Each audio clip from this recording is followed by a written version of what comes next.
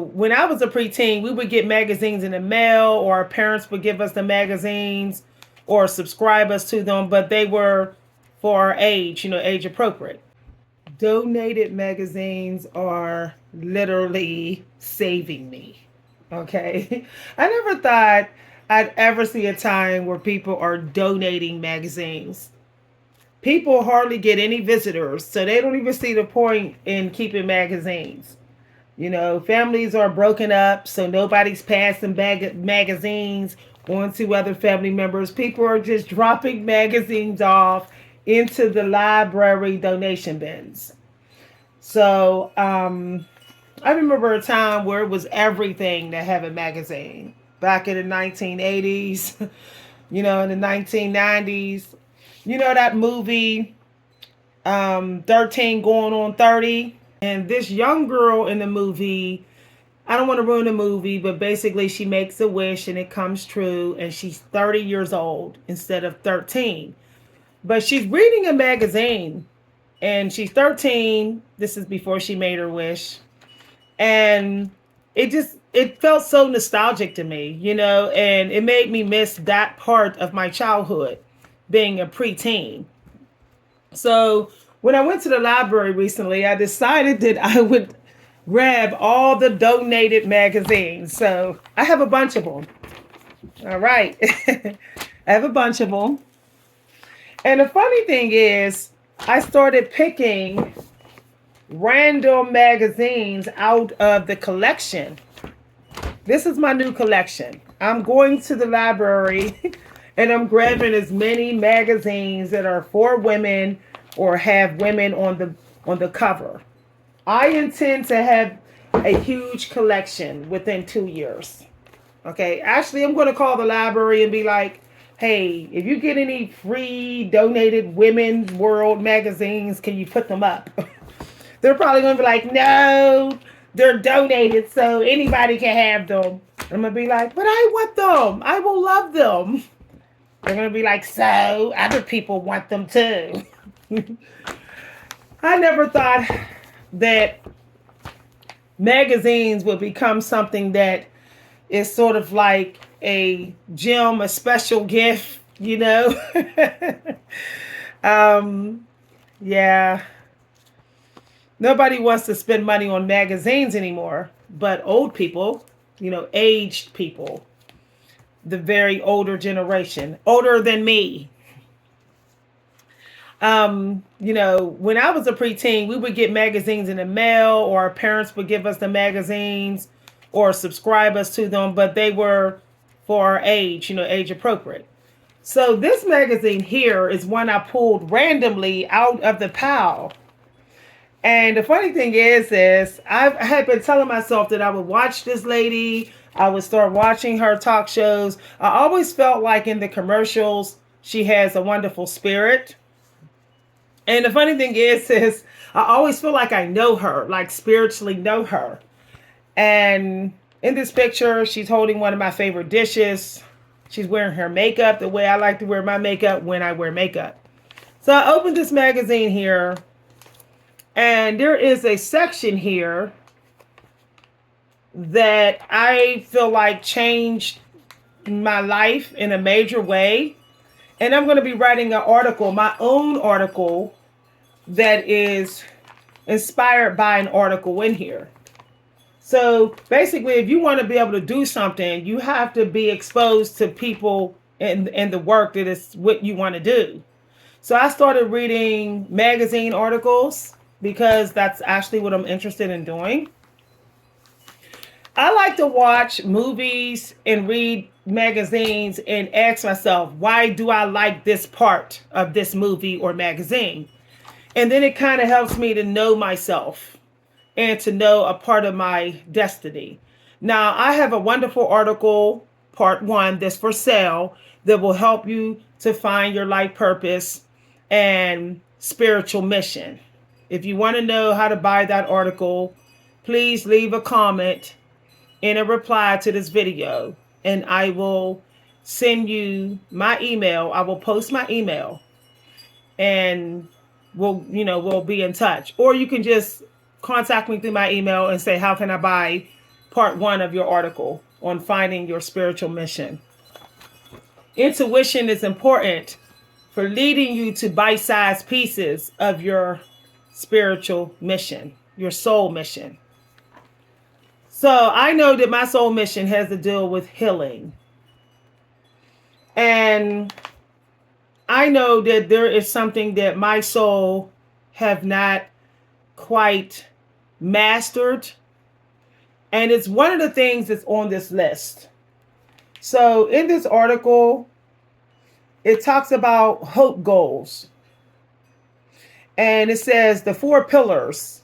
So it says the 4 pillars of hope, critical elements of hope is mastery, attachment, survival, and spirituality. Now, one of those things we all struggle with. We may not know that we are. Maybe we just wasn't raised to have faith in it, so we don't have faith in it, or faith in our ability to do it alone or to get it to work for us. So in one of those things, you break down each category: master, attachment, survival, spirituality. But in one of those things, you're going to find is the one that can help you just as much as the other, but you are in a passive aggressive relationship with. It gets toxic or just not stable. So you have to work on it more. So for me, of course, you shouldn't be telling everybody because people will use it as a weapon against you. So for me, it is actually one of them on the list is actually spirituality. Okay. And when they talk about spirituality in this article, first of all, I'll be sending this article to everybody that's in my email so people can read it on their own. But they talk about each. And it says, as for spirituality, there's always a gap between where we are and where we want to be. So basically, this is where spirituality come in. The peace that comes from a presence bigger than yourself. That's what they say in this article. Okay. I will actually be naming the writers of this article for anybody who want to look up the writers. It says our experts. So believing in something that is intangible, the intangible inner power, that is spiritual. If you've been raised during my time, everything was materialistic. Materialism was popular back in the 90s. If you grew up in a very materialistic family, if you have a soul history, if you believe in past lives, you may not was allowed to do your own spiritual practices. You may have been just following someone else in a past life. So spirituality, one of the things on the hope list, is something you will have to learn to choose for yourself in this life and do, no matter if anyone else is doing it, and do it the way you want to do it. So spirituality is mine on the list. And we know spirituality requires time set aside for introspection. So not always participating in society stuff, being in it, but not always of it. So that has been one of my challenges. I used to always think if I was in society, I always got to be doing something for somebody, helping somebody, running to do something for somebody, rescuing someone. And I had to learn that sometimes I just be in society and I'm just out there sitting, chilling, enjoying the fresh air, just listening to the entertainment, and that's it. I don't have to be actually doing something all the time. So I just shared one of mine on the list. Now there's also mastery. And it says a measure of control in our life. Now we know that if we don't have a way to support ourselves, we feel like we're losing control. So this is why it is important to have a way to make money. It doesn't matter all the time if it's a lot of money. If your spending habits ain't that bad, then you don't have to stress about needing a lot of money. But you always have to try to make money. it feels like you have some control. So some of y'all may struggle with that if you were born in a family where everything was handed to you. Everyone always gave you what you wanted, no matter what you did.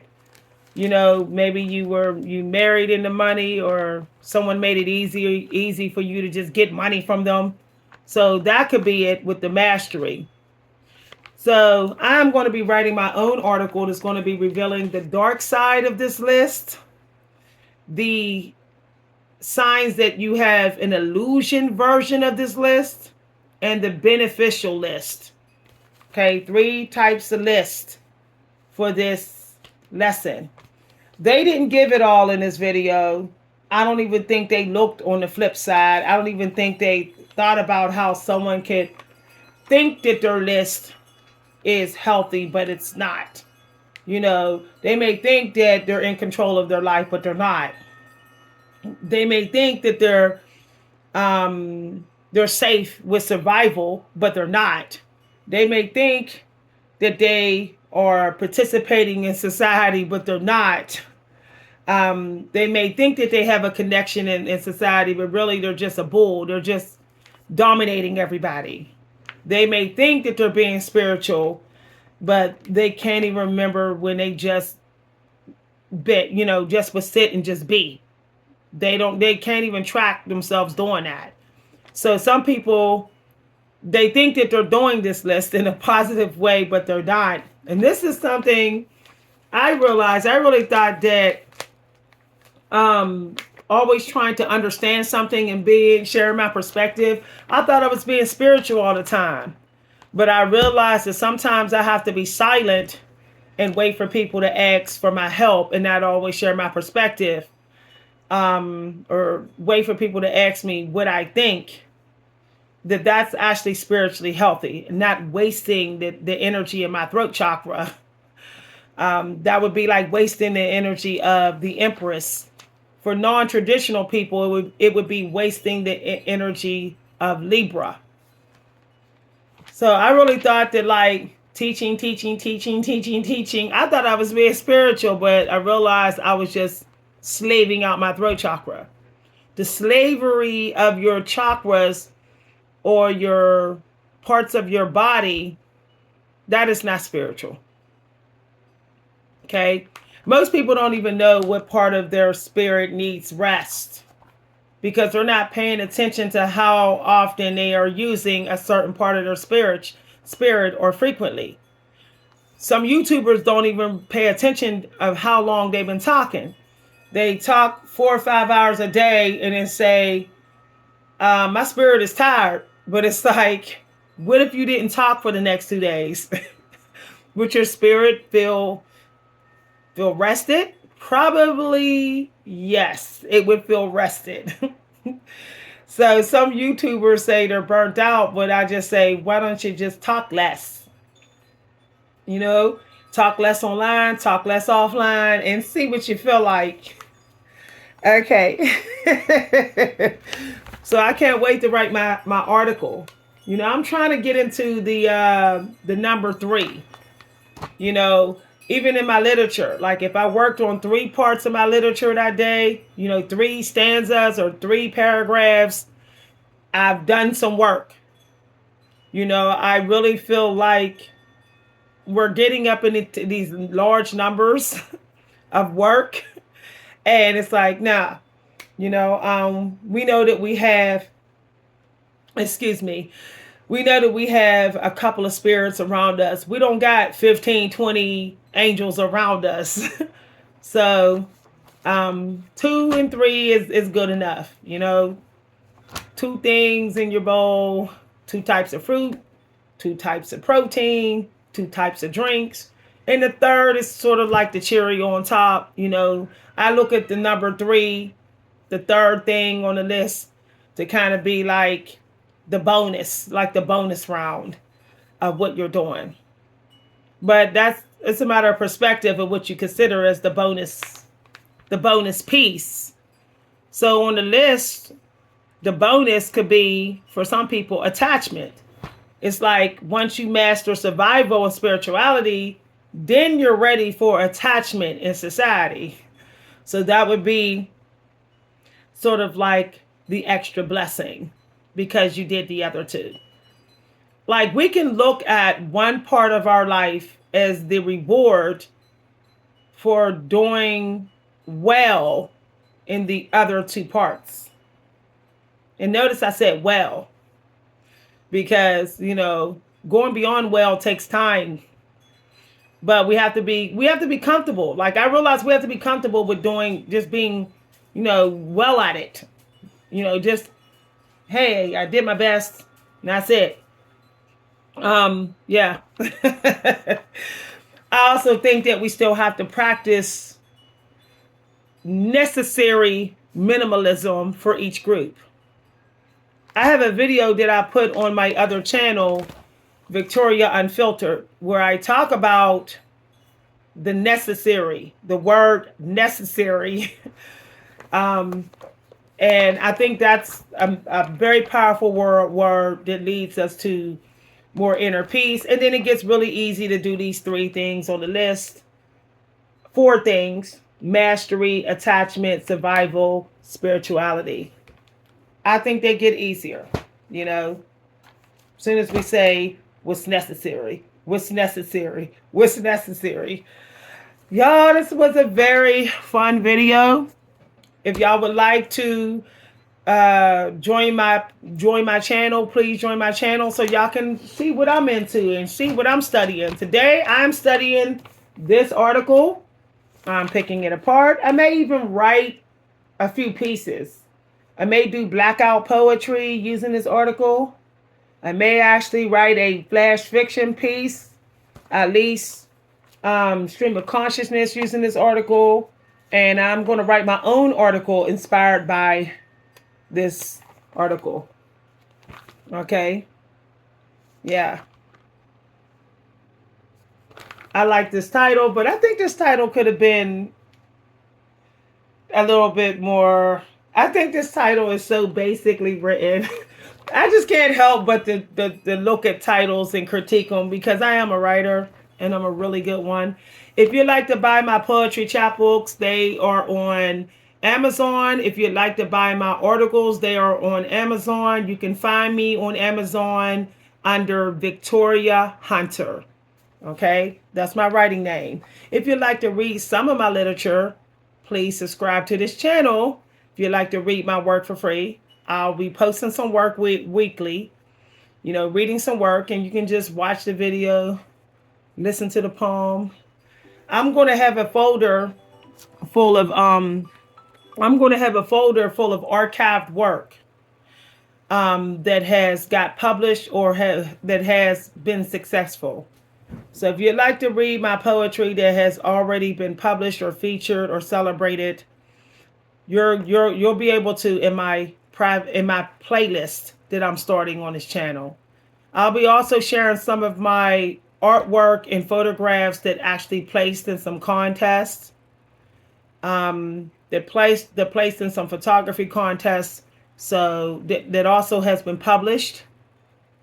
So look for that playlist as well. I also will be selling some of my photography. Eventually, I will have a little gallery with my photography. That's like a hidden talent of mine that a lot of people don't know that I have. I love photography. But, people people just don't appreciate photography like they used to. I hope I get more of an audience. So as I said, I do have some photography that has been in magazines, that has placed as a finalist or won Editor's Choice Awards.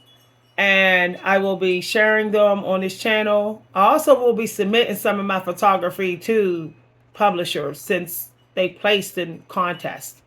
Thanks for listening, everybody. If you enjoyed this video, feel free to let me know. This is the magazine that I pulled out at random out of this pack without even looking. And notice it says September 9th, 2024. Okay. So this was 2 years ago. All right. Virgo season. Bye, everybody. See y'all later. Bye.